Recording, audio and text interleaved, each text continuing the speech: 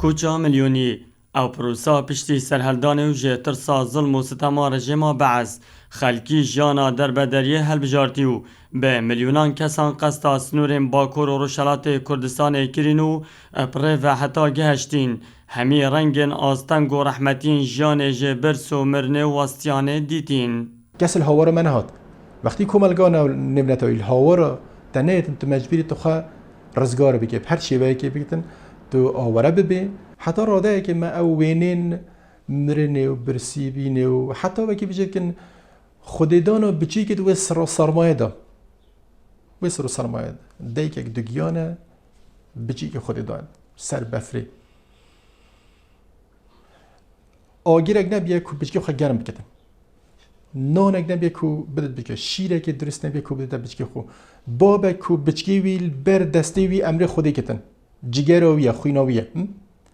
اف بابا حتی بمینتن ساخ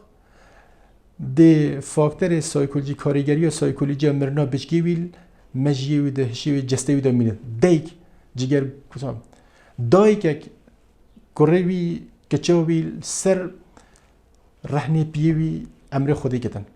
برسینگ دیکو خو اولی همی وینن کمه تلویزیون دیدن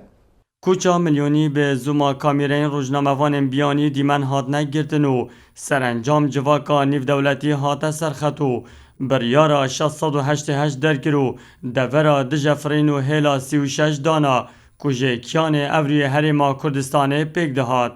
کوچا میلیونی او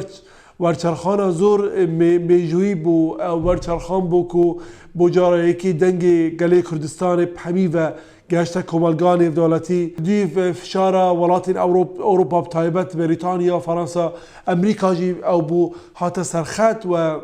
پیشنهاد ساعت کردن که بریارا جماره 688 لانجمنا آسایش نیو دولتی در کویتن هیلا 36 هات دانار که رگیری کرد فروکن لشکرین عراقی کل سر آسمانا و هریمیر سر هیلا 36 دا بفرن دست کفتین هریما کردستانی حتی سال 2003 و او پشتی سال 2003 جی هات دست بهینان وکو درست کردن هریمکا فدرالی یا دام پیدان کری ناف دستور عراق دا یانجی وکو هندک توی جرد بجن حریمکا که خودان کیانکا دیفاکتو یا سربخویه پشتی خلق جه کوچا میلیونی و گریاین کم پروسا هلبجارتنان ل 19 گلان از سال 1992 هات نکرن و حکومت و پارلمان هات نپیکینان و هریما کردستان بو خودان سازین خوین اداری و سیاسی